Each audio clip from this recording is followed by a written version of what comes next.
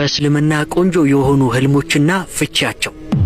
ይህ ቪዲዮ ሙስሊም ሆናችሁ ከደረሳችሁ ሼር፣ ኮፒ ሊንክ፣ ሪፖስት በማድረግ እስከ መልቂያማ አጁና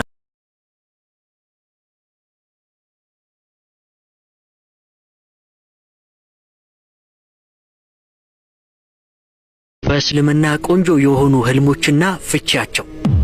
ይህ ቪዲዮ ሙስሊም ሆናችሁ ከደረሳችሁ ሼር፣ ኮፒ ሊንክ፣ ሪፖስት በማድረግ እስከ መልቂያማ አጁና አብራችሁን ተካፈሉ። መጀመሪያው ነጭ ልብስ ለብሳችሁ በህልማችሁ ካያችሁ ይህ በቅርቡ እንደምታገቡ የሚያሳይ ምልክት ነው። ሁለተኛ በህልማችሁ ወፎችን ከተመለከታችሁ ይህ ደግሞ የደስታና የጥሩ ዜና ምልክት ነው።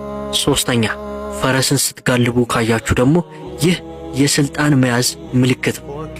አራተኛ ወተትን በህልማችሁ ከተመለከታችሁ ደግሞ ይህ ደግሞ የእውነተኝነት የንጹህነት ምልክት ነው። አምስተኛ ዝናብ ሲዘንብ በህልማችሁ ከተመለከታችሁ ይህ ከአላህ ሱብሓነሁ ወተዓላ ጋር ያላችሁ ግንኙነትና የምህረት ምልክት ነው። መጨረሻው ደግሞ ቁርአንን እየቀራችሁ በህልማችሁ ከተመለከታችሁ ይህም ከአላህ ሱብሓነሁ ወተዓላ ጋር ያላችሁ ግንኙነትና እጅግ በጣም የኢማናችሁ ከፍታ ወይም ጥንካሬ ነው። አላህ ሱብሓነሁ ወተዓላ በህልማችን የምንወዳቸውን ነብዩ ሰለላሁ ዐለይሂ ወሰለም ያስመልክተን።